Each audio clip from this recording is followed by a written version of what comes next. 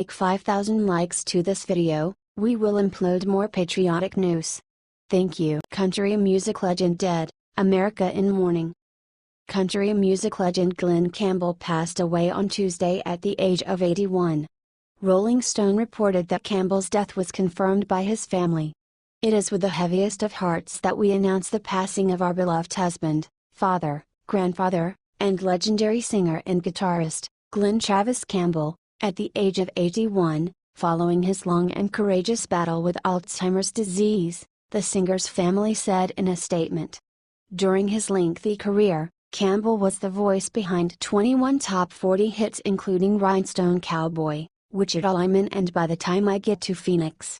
He sold over 45 million records and even outsold the Beatles in 1968, one of the band's biggest years. Campbell was a rare chameleon in the music business with various careers as a top-level studio guitarist, chart-topping singer and hit television host. After being diagnosed with Alzheimer's, he became a face of the disease when he allowed a documentary crew to film on his final tour for the 2014 award-winning I'll Be Me. Born in Arkansas in 1936 as the seventh of 12 children in a sharecropping family, Campbell moved to Hollywood in 1962 and soon joined the band The Wrecking Crew. He appeared in 586 in 1963 alone and many more throughout the next decade, including The Byrds' Mr. Tambourine Man, Elvis Presley's Viva Las Vegas, Merle Haggard's Mama Tried and the Righteous Brothers' You've Lost That Lovin' Feeling. I'd have to pick cotton for a year to make what I'd make in a week in LA, he said. I learned it was crucial to play right on the edge of the beat.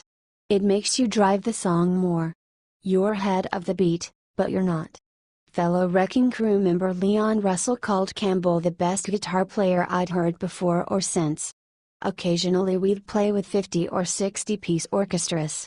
His deal was he didn't read music, so they would play it one time for him, and he had it. He released his final studio album Adios earlier this year, and it was mainly a collection of cover songs by Bob Dylan, Harry Nilsson and others, recorded after his goodbye tour.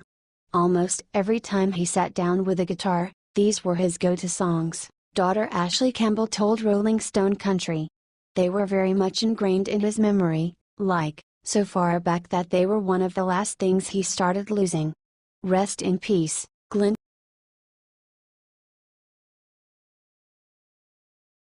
Breaking White House makes tragic announcement about 11-year-old Barron Trump. Melania Trump resurfaced for the first time today after a lengthy absence from the public eye.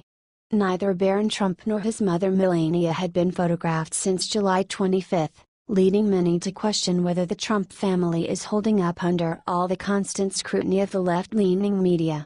Now, however, the answer to their absence appears to have been revealed. Freedom Daily reported that Melania simply needed a break after the intense first few months as First Lady. A deeply private person, Melania is still getting used to life in the spotlight. She likely felt that both she and Barron needed some downtime before he starts 5th grade in a new city. This comes as ridiculous rumors are swirling that Melania and her stepdaughter Ivanka Trump have not been getting along. Liberal gossip news have babbled that Melania has grown tired of competing with Ivanka and is more than willing to hand over many of the First Lady duties to her. However, Melania appears to have shut these rumors down on Tuesday. Daily Mail reported that she took to Twitter to talk about the destructive power of opioids and announced her plans to join her husband today for an event on the opiate epidemic. She will be appearing with President Donald Trump at a briefing on the opioid crisis at the president's New Jersey Golf Club Tuesday.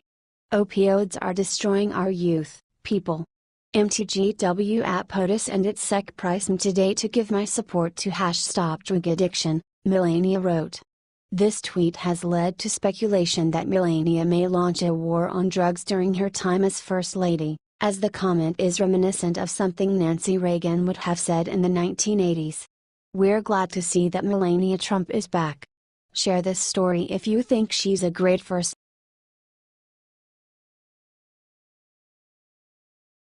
Malia Obama caught doing the unthinkable at underage party. Over the weekend, a disturbing video showing Malia Obama wildly dancing at the drug-fueled rager Lollapalooza went viral. Many speculated that Malia, 19, was either drunk or on some kind of drug due to her frenetic dancing. Now, a new video has made public indicating that Malia was very likely intoxicated that night. Daily Mail reported that a new video shows a passed-out Malia being escorted out of the Lollapalooza concert in a golf cart. Though the movements of the car causes the teenager's head to jolt up a few times, she doesn't seem to open her eyes. A Secret Service officer in a yellow jacket can be seen clearing the way for the golf cart while another man drives the vehicle. Here's the original video of her wild dancing antics. This video was released after reports came in that Malia lost her iPhone the night of the concert. She was spotted at a Chicago Apple store the next day accompanied by her Secret Service detail.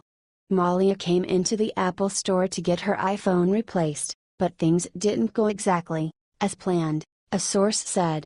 The Apple store couldn't immediately help her because she didn't have the Apple ID or the password for the missing phone, since the White House set it up.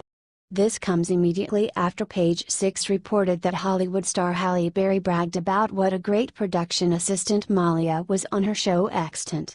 "She was fantastic, she was amazing," Berry said of Malia. "I was such a huge fan of her. She was amazing. She is such a smart, beautiful, young woman. Look at who her mother and her father are, so duh. It was amazing. She was down to do whatever a pa is asked to do, and I had wild respect for her for that. Everybody couldn't really see her as a pa, although she tried and tried to be one. We just couldn't really see her as one, but to her credit, she tried very hard to be one," she explained. It seems Malia may have a successful career in Hollywood ahead of her if she is able to get her partying under control. If she continues to behave like she did in the video above this story, however, it's safe to say that she can kiss her Hollywood dreams goodbye. What do you think about this new Malia video? Let us know your thoughts in the comments section.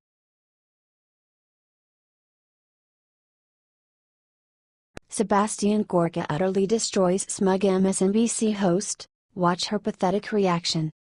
White House official Dr. Sebastian Gorka humiliated MSNBC's Ali Vilshai and Stephanie Rule on live television on Tuesday when they tried to criticize him for using the term radical Islamic terrorism. "We will call it radical Islamic terrorism," Gorka said, according to NTK Network. "We will target the ideology, and we will call them out for being evil." Vilshai followed this up by asking how it will help stop terror attacks if the White House called the problem radical Islamic terrorism. "If you, God forbid, caught cancer, and the hospital was forbidden from calling it cancer and said, 'You have the flu. Go home and hydrate and take some aspirins,' would you actually have the right treatment?" Gorka argued. "No, but there's still no cure for cancer," Rule fired back, smugly. "Have you not heard of chemo?" Gorka asked. "I have heard of chemo, and cancer can still kill you. So it doesn't matter what you call it," Rule said. "It doesn't matter what you call it, really? So if I call it the flu and said, 'Go home and take some aspirin,' what's going to happen to you?" Gorka responded. Vilshai tried to accuse Gorka of not having a good answer for this. "If you misdiagnose anything, whether it's a serious disease or a serious international geopolitical threat, you will never solve it," Gorka said. He went on to slam the Obama administration for ascribing the problem to economic conditions and societal disenfranchisement. "It is about people having an ideology that is evil, and it has to be destroyed," he said. Millions of Americans could not agree with Gorka more. "So many of us are sick of liberals trying to fight terror with political correctness." Share this story if you love that Trump is not afraid to say the words radical Islamic terrorism.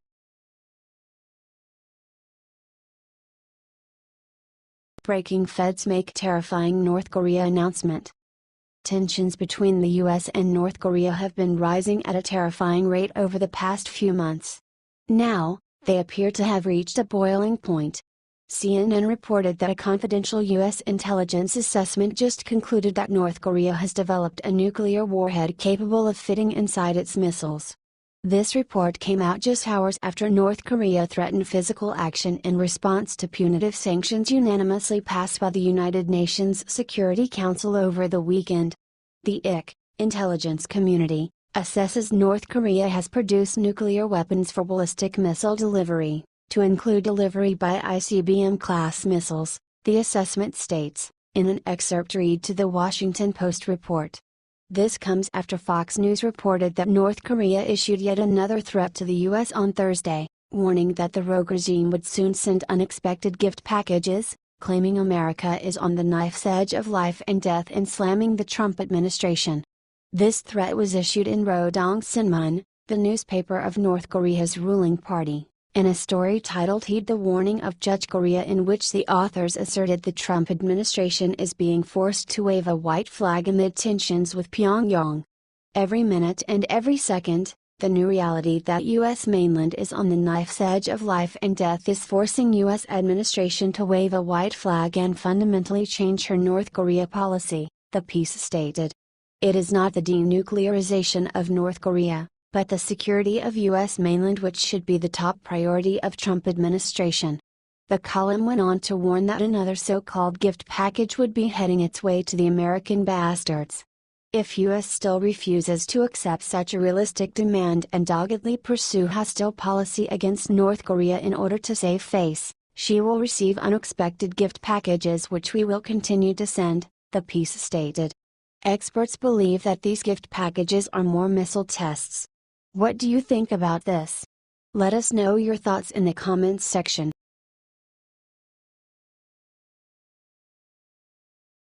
Trump just gave Americans millions back that Obama stole. Look where he found it. During Barack Obama's presidency, he allowed millions of people to get on welfare and freeload off the hard work of American taxpayers. Before he took office, Donald Trump promised that he would cut away the bloated and unproductive system that allows the able-bodied to mooch off of the taxpayers, and he has done just that. Freedom Daily reported that in his first 7 months in office, Trump has gotten more than 1 million people off food stamps.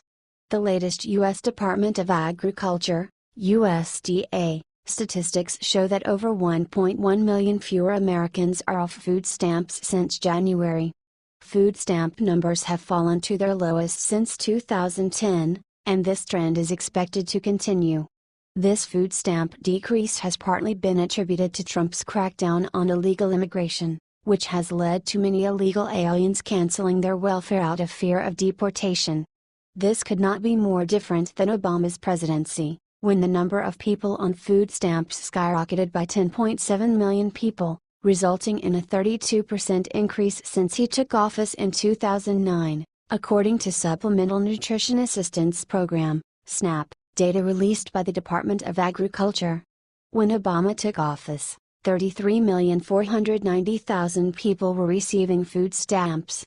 By the time he left, that number had gone up to 44,219,123. Which showed an increase of about 10,729,000 people.